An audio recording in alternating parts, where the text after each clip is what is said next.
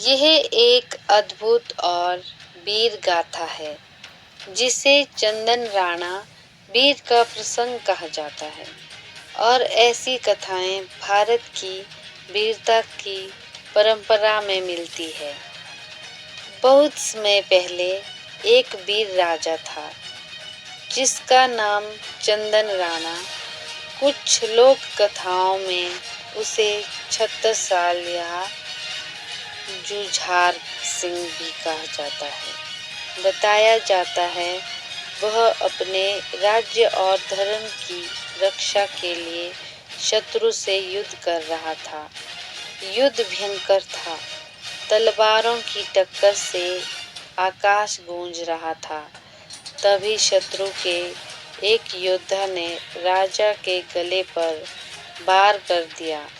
उस वार से उनका सिर धड़ से अलग हो गया। लेकिन अद्भुत ये हुआ कि राजा का शरीर वहीं नहीं गिरा।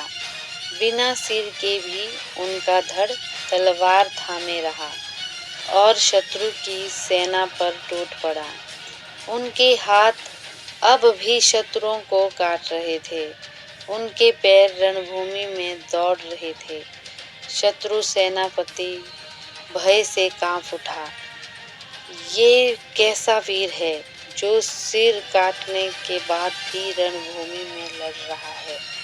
राजा का धड़ अंत तक शत्रुओं को मारता रहा और तभी थका हुआ रणभूमि पर गिरा। युद्ध के बाद लोगों ने देखा कि जहां उनका सिर गिरा था वहीं हल्की मुस्कान थी, मानो वह कह रहे हो धर्म और राष्ट्र की रक्षा के लिए प्राण भी छोड़े हैं। संदेश: ये कथा सिखाती है कि सच्चे योद्धा का साहस और संकल्प उसके शरीर से नहीं बल्कि उसकी आत्मा से आता है।